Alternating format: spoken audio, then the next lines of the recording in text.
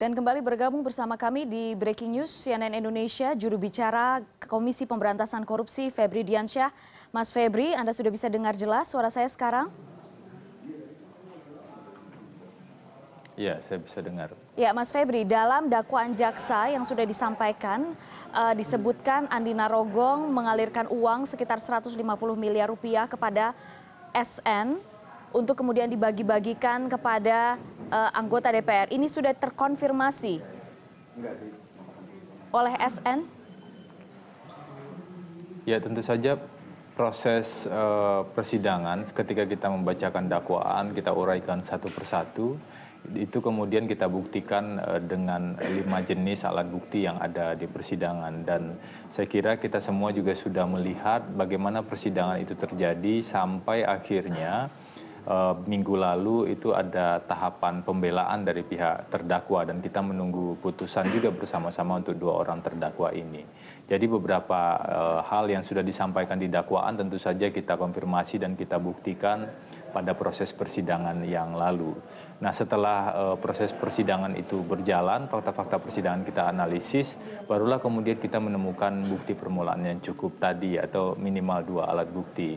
Nah, ke depan tentu saja kita juga akan terus mendalami penanganan perkara ini, baik penyidikan yang sedang berjalan saat ini, artinya sampai sekarang ada sekitar dua proses penyidikan yang sedang berjalan dan 1 proses persidangan untuk 2 orang terdakwa. Tentu kita juga secara paralel melakukan pendalaman dan pengembangan terhadap perkara KTP elektronik ini.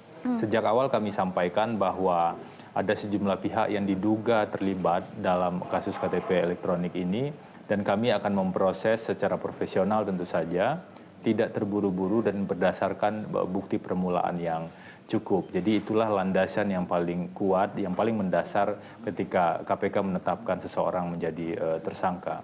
Ya, untuk tentunya KPK juga mengikuti aliran uang sekitar 150 miliar yang diduga dibagikan oleh SN ini. Artinya para penerimanya, anggota-anggota DPR lain dari fraksi Partai Golkar, bahkan diduga ada uangnya juga ke Partai Golkar, itu juga akan diproses, Mas Febri, oleh KPK? Jadi ada konstruksi besar dalam penanganan perkara ini. Yang pertama, 2 orang terdakwa yang sudah kita proses. Kemudian ada sejumlah orang yang diduga bersama-sama melakukan indikasi korupsi KTP elektronik dan sejumlah pihak lain yang diduga mendapatkan aliran dana.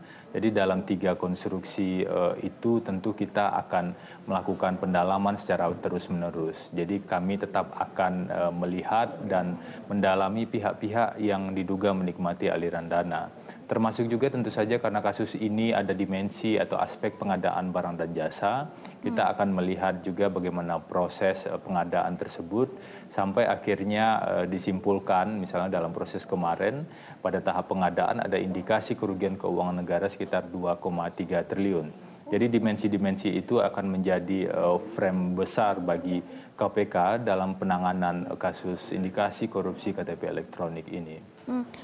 Mas Febri, penetapan SN ini sebagai tersangka, apakah ini yang selama ini disebut-sebut Pak Agus Raharjo sebagai guncangan di dunia politik? Saya kira bagi KPK tentu kami lebih fokus dan concern pada aspek hukumnya. Jadi yang kita fokuskan adalah kecukupan bukti yang kita miliki dan prosedur hukum acara yang akan kita jalankan. Mulai dari proses pemeriksaan di persidangan ataupun di proses penyidikan ini. Bahwa kemudian ada nama-nama tertentu yang menduduki jabatan-jabatan tertentu, kami melepaskan diri dari aspek politik tersebut, kami fokus pada aspek hukumnya saja. Satu-satunya aspek yang kami pertimbangkan terkait dengan jabatan adalah kategori penyelenggara negara atau tidak. Dan kita tahu anggota DPR RI menurut Undang-Undang Nomor 28 Tahun 99 adalah penyelenggara negara dan itu tentu menjadi kewenangan KPK untuk diproses lebih lanjut. Mas Febri, saya mau menanyakan lagi soal dugaan aliran dana kepada partai politik. Apakah itu juga akan dimasukkan ke dalam dakwaan khusus tersangka SN ini? Kami masih fokus di tahap awal pada proses penyidikan. Tentu saja kami akan melakukan kegiatan penyidikan terlebih dahulu, melakukan pemeriksaan saksi misalnya, atau ketika strategi penyidikan atau ada kebutuhan dalam penyidikan untuk melakukan pemeriksaan tersangka, maka akan kita lakukan. Sama seperti kasus-kasus yang lain ketika KPK melakukan penyidikan, dan indikasi aliran dana tentu menjadi salah satu poin. Sepanjang nanti kita akan menelusuri dan dikonfirmasi oleh bukti-bukti yang kuat, tentu akan kami telusuri lebih lanjut. Mas Febri, siapkah KPK menerima perlawanan dari tersangka SN? Jalur pra-peradilan misalnya? Ya, semua pihak yang terkait tentu punya hak untuk mengajukan upaya hukum. Silahkan saja. KPK tentu tidak dalam porsi untuk menghambat apalagi melarang.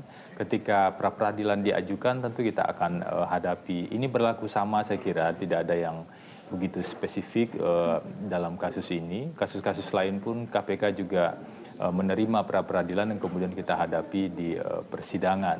Dan kami berangkat dari sebuah kepercayaan bahwa Mahkamah Agung dan institusi peradilan di bawahnya tentu akan bertindak secara independen dan imparsial dalam penanganan perkara yang diajukan terhadapnya. Termasuk juga jalur perlawanan dari pansus angket yang saat ini bergulir di DPR, Mas Febri?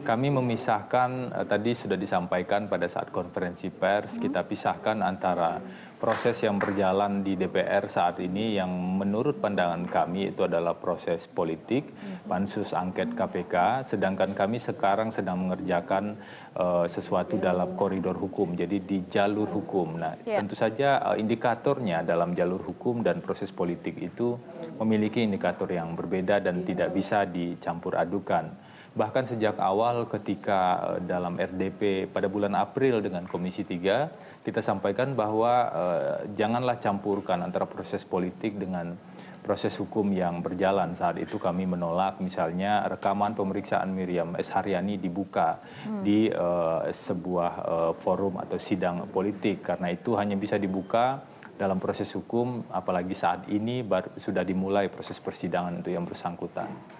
Ya, Mas Febri, tapi bagaimanapun tidak bisa dipungkiri bahwa timingnya seperti sebuah lini masa yang terlihat jelas. Jadi awalnya KPK mengusut tentang korupsi KTP elektronik, kemudian banyak anggota DPR yang diperiksa, dan pas sekali momennya ini tersangka SN ditetapkan setelah KPK selesai memeriksa klaster partai politik. Jadi sudahkah sekarang KPK siap? Sekali lagi saya tanya, sudahkah KPK siap untuk menerima perlawanan dari DPR yang saat ini sedang menggadang-gadang pansus angket? Kami sebagai penegak hukum cukup fokus saja pada penanganan perkara ini. Kami sudah sampaikan beberapa kali bahwa penanganan kasus korupsi KTP, indikasi korupsi KTP elektronik tetap akan kita tangani. Kasus-kasus lain pun juga sedang berjalan dan tetap kita tangani. Kita akan tetap mempertahankan diri berjalan di proses hukum ini. Dan saya kira banyak pihak atau semua pihak seharusnya menghormati proses hukum yang berlaku. Bahwa ada proses politik yang berjalan, silakan saja, itu tidak bisa kita hambat. Kami sebagai penegak hukum tetap akan fokus pada penanganan perkara ini. Baik. Terima kasih Mas Febri Diansyah, juru bicara Komisi Pemberantasan Korupsi. Terima kasih, selamat malam. Terima kasih, Mbak.